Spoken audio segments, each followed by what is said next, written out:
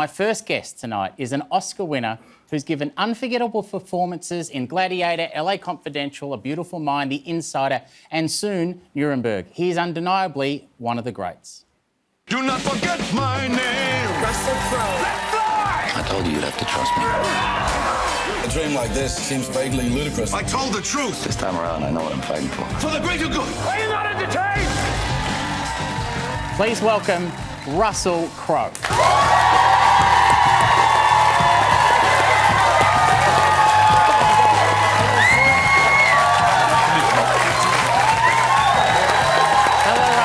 How are you, mate?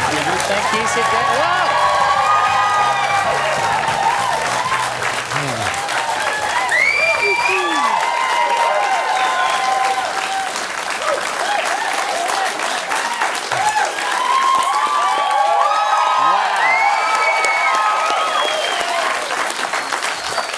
Wow. Look at you, Sam Pang, with your own show.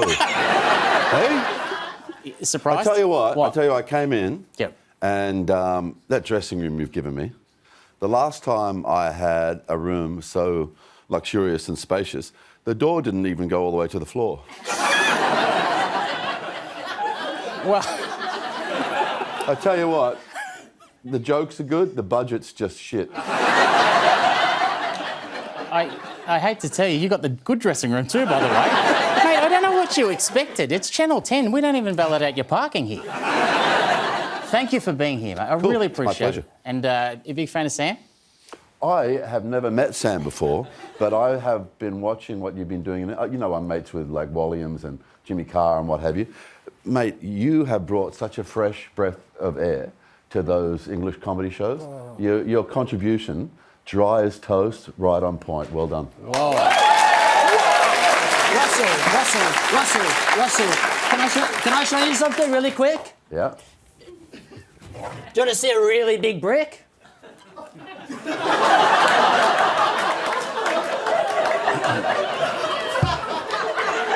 I'll save you. Russell, would you like to retract your statement? I'm glad that we got that gag done early. He's one of the great... Because he was going to ramp up to that. Yeah, no. I gave him a cue, he dropped it early. Great, we've got through that. Yes. And now we've got the rest of the show. All right, this is cards on the table. I wanted to say this sincerely. I wanted to start with some sincerity.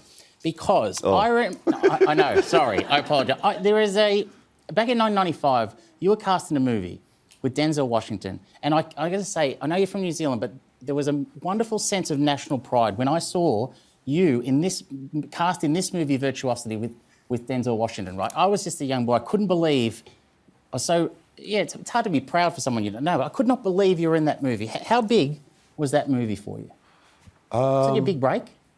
It really was, actually, because that was a Paramount film, so it was a studio film. And I'd done Quick and the Dead with Sharon Stone, Gene Hackman and Leonardo. But then it's sort of like, it wasn't really successful. You know, it didn't get a big box office. It's more of a cult film now than it ever was when it came out. And so I'd done a couple of other independent films, and that was a big step forward. There was sort of like a formal screen test and everything for that. And Denzel and I have been mates since then, right? And it comes from that screen test, because he already had the gig, okay? There's 4 guys going for it. So he's got to put up with 4 guys yelling at him all day, because that was the scene, you know? I'm doing this scene with him, and it's between this, like they've got this wire mesh fence between us, you know? And the character I'm playing embodies 180-something different serial killers, right? And my character's getting a bit crazy, so I'm cranking up, going through the gears, you know? At one point in time, I'm like really yelling at him, you know? And there's this thing that happens sometimes between actors, and Jack Thompson calls it actoplasm. Jack Thompson was in that scene. Yes, I know. I do believe I set that whole idea up at the Actor Awards. Well, you're starting to look like him too, by the way. In a wonderful way. You know I'm a fan. You can't grow a beard, don't cry to me.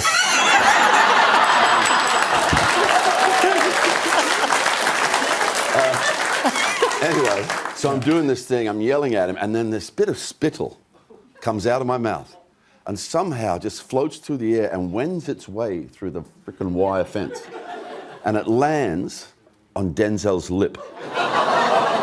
Right? And I got to do the rest of the scene staring at this piece of my spit on his face, thinking that there's no way I have this job now. I just spat on the man. And when we get to the end of the scene, they say cut, right? And he doesn't do anything, doesn't go crazy about anything. You know, they cut, everybody's sort of walking around. He just wipes his lip and he looks at me straight in the eye and he goes, I love the taste of warm saliva in the mouth. So I knew we could be friends. Is that what I'm feeling? This is a really shit, uncomfortable chair. I noticed you got a nice chair, and I notice you're suddenly taller than me when you sit down. Do you want this chair? Tricks, huh? We'll switch chairs in in the commercial break. Get me something with some arms, the base of it a little bit higher. No worries. Thank Sam, you. can you build one in the next break? That'd be handy. Make it out of bricks. I am very excited for you to be here tonight. Can you tell? And I'm going to say You have a beautiful mind and a gorgeous body.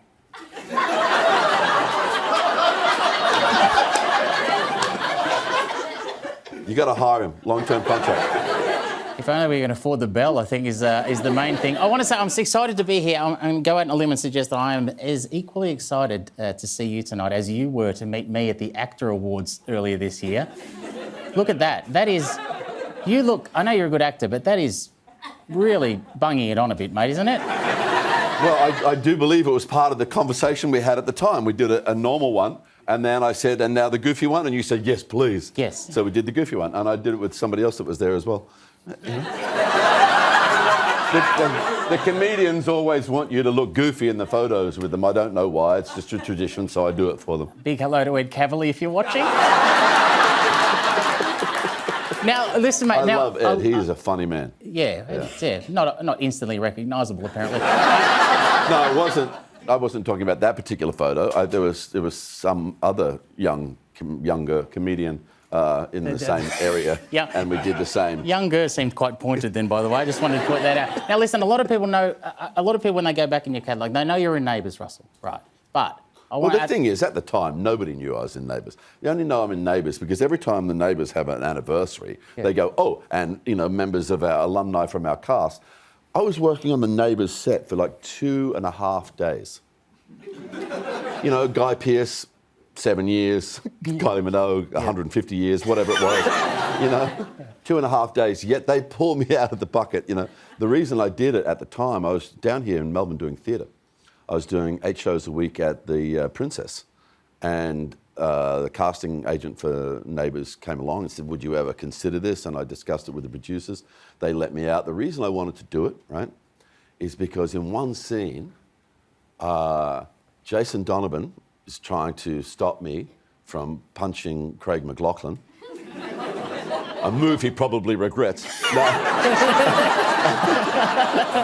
And Kylie Minogue has jumped on my back and she's strangling me. Yeah. And I'm reading that in the script going, okay, if I never achieve anything else in my life, you know, I can still show this one to the grandkids. So I did that. And plus, the wages, you know, in comparison to theatre, oh man, 2.5 days on Neighbours. Yeah. I was like, woohoo! Well, we're going to Pellegrini's this morning. In the morning, that's impressive. Well, but guess what? I'm not going to show you a clip from Neighbours. There's no need. There's no need because I want a lot of people wouldn't know this, but one of your first leading roles was where you had star billing in this 1989 workplace training video, Russell.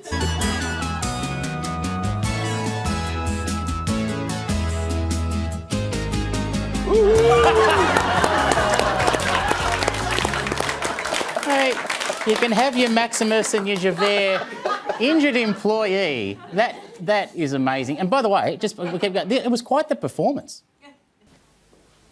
Good morning, Norman. Do you mind if I sit and have a chat? Go ahead. Don't sit on my chocolates. The doctor says you're on the mend. Whatever he says. As long as my combo's on the way.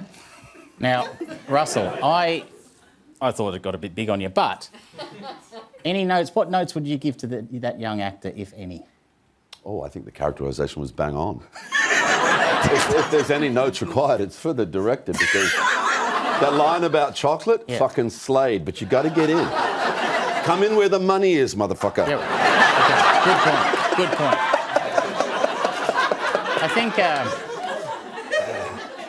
I think Stanislavski first said that, Russ. Listen, there is so much more to cover with you, Russell, including your amazing new film, Nuremberg. Back with more Russell Crowe in a moment.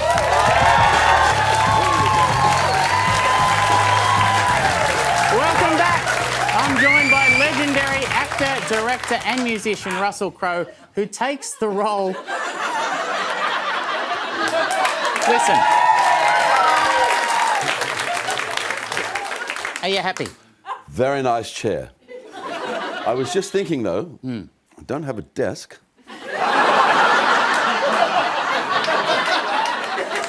Seems a little unfair, you know? You fly all the way in as a guest and they give you a faulty chair, they give you, you know, no desk. He's got a desk. Yeah. You've got a desk. Well, yeah, you've got a chair. This isn't a desk, it's a lectern. It's a tall desk. Which is, yeah, and meanwhile, I've never looked more like what's he name? Tattoo from Fantasy Island right now. All right, let's. One of the reasons you hear this. I'd never actually noticed the similarity. But now we all have. You could play a young Ricardo Montalban too, by the way. Hey, all right, let's. This is one of the reasons you're here. There's a lot to get through, but you are playing. Sorry for interrupting. It's a bit late for that, Russ. I'm not going to lie. You take on the role of Hermann Göring in the historical blockbuster Nuremberg, hitting cinemas next month. Let's take a look. They captured Hermann Göring alive. You are standing inside a secret military prison. It houses what's left of the Nazi high command. Hey! I'm gonna put Hermann Göring on the stand, and I'm gonna make him tell the world what he did. What would you have me say? How about the truth for once? I am a prisoner because you won and we lost. Not because you are morally superior. We are able to do away with domestic tyranny only when we make all men answerable to the law. So that it can never happen again. Whoa.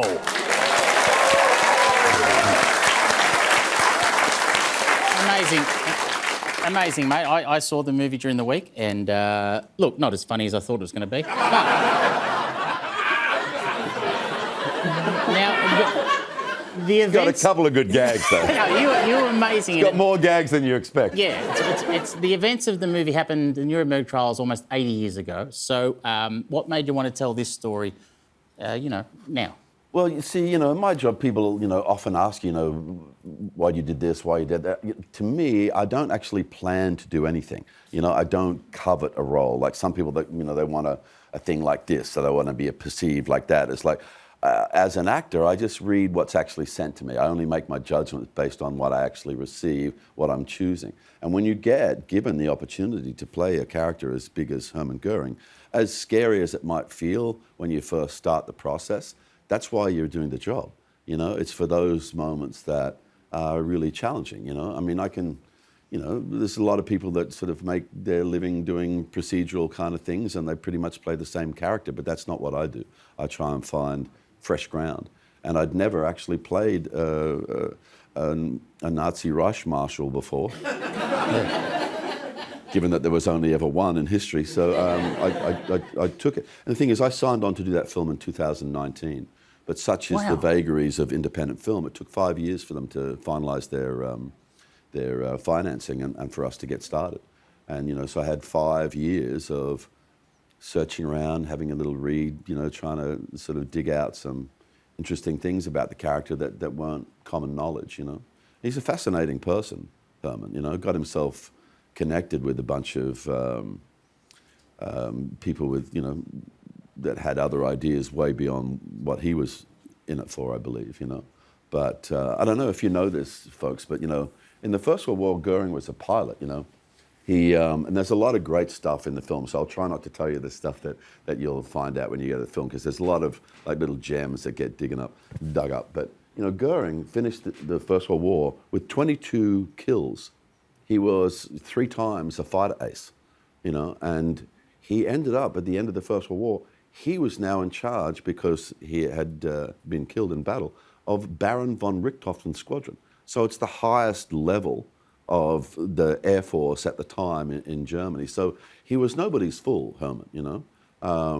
But, you know, the thing that I've sort of said to people a few times, because, you know, I get into this, and I can give you lots of fascinating stories from his life and everything, but at the end of the day, you know, I do think that Hermann believed he could control the narrative. And then he woke up one day to realise that if you lie down with dogs, you're going to get fleas. How hard is it? Like, he's a big, charismatic, larger-than-life figure, and you inhabit the role. How tough was it at the end of it when the cameras are off to switch off? How do you wind down after being a Nazi for a day?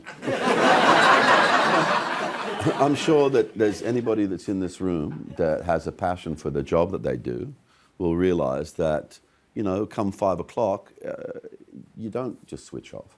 You know, you're going to go home, you're going to have dinner, you're going to consider the things that you're doing, the deal that you're in the middle of doing, or the presentation that you're going to do, and the process goes on. And in my job, sometimes, you know, when you're playing a negative character like this, same as when I was playing Roger Ailes in The Loudest Voice or whatever, you know, it can be quite difficult, you know.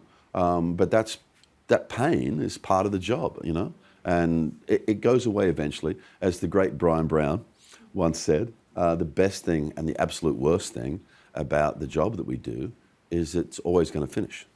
I love Brian Brown. He owes me a lot of money. Hey, Russell, it is an amazing film. I can't wait for everyone to see it. Now, you have... Let me just double check. That wasn't match fixing in the VFL in Tasmania, was it? What's that? They're owing you money. I was just checking. We'll move on, because I want to talk about... You have such an amazing... Luckily, we can do that, right? No, we can't. You know that, don't you? My humble apologies. You know that, don't you? I have no idea. Yeah. See, well, you know, all that swearing in the last segment, that's in. You know, just letting you know. You're going to get more sponsors and advertisers next week. I hope so. Let's get to this amazing body of work, mate. I mean, your performance has had such an incredible impact, but there is one line in particular that has made its way into popular culture. Are you not entertained? Are you not entertained? Are you not entertained? Oh, shit, that's from Gladiator. Are you not entertained? Now,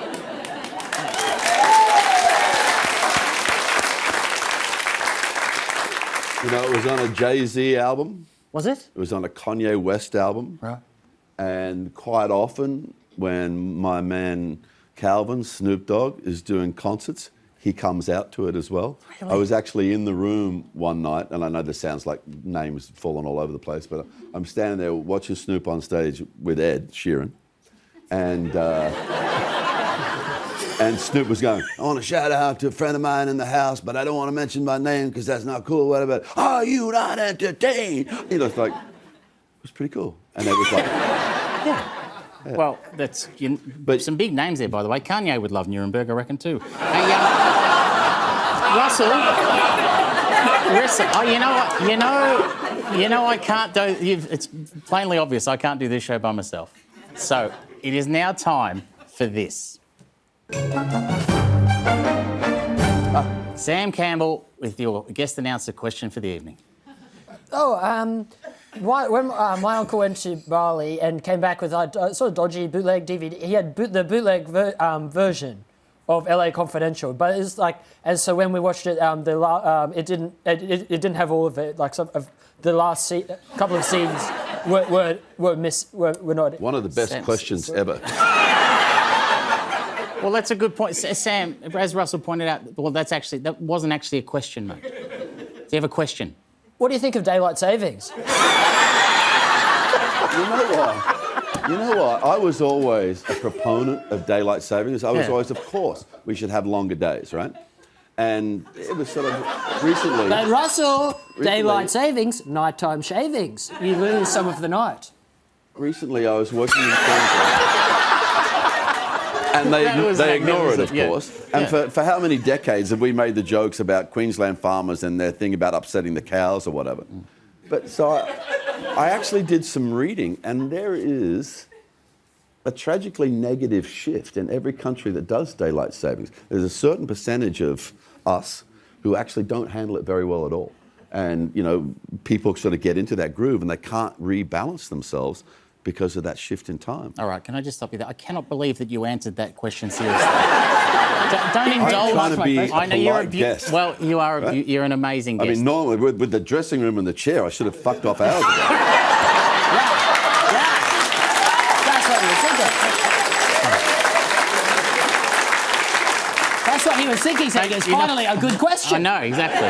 So if you do that, by the way, can you take me with you? Now, listen, you co-owned the South Sydney Rabbitohs, and you've also got a whiskey brand with some very unexpected co-owners. Me and a couple of mates started a whiskey company. I would strongly recommend it. We've won awards. It's called Muff Liquor. I know that sounds like a joke, but it's genuinely true. It only gets weirder. It's me, Russell Crowe, and Ed Sheeran. Russ, you, Jimmy Carr, and Ed Sheeran own a whiskey together, and yet you got a 16-year-old boy to name it. No. What you don't understand is in the north of Ireland, there is a beautiful little town called Muff. Right.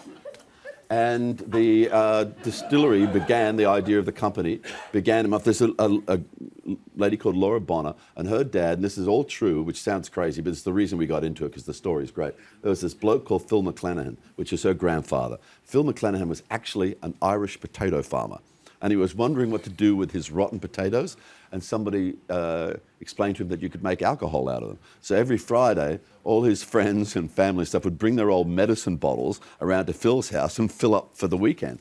And when she was like 6 years old, Laura decided that one day I'm going to legitimise what Granddad does here because of the joy and the fun. And I heard the story about 2021, something like that.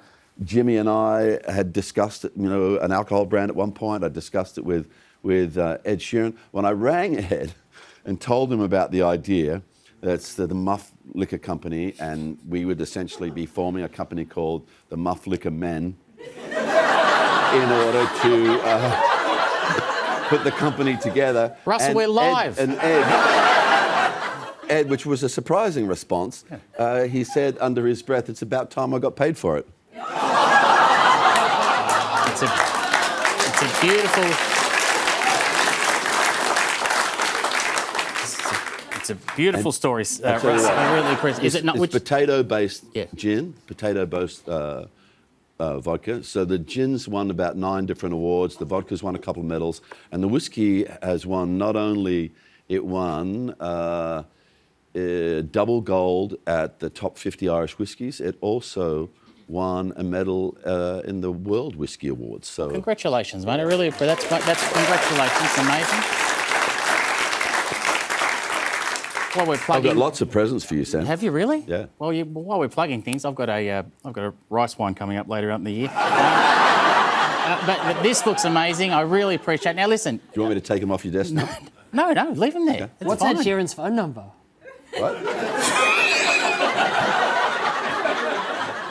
+44. Let's move. I like the idea that So we mentioned you're a musician. Obviously, you've got a gig coming up at the Enmore that we want to. Actually, plug. one of the most fun gigs I've done in years. Here we go. Ooh. Okay. Shall I keep talking or stop? Let's have a moment.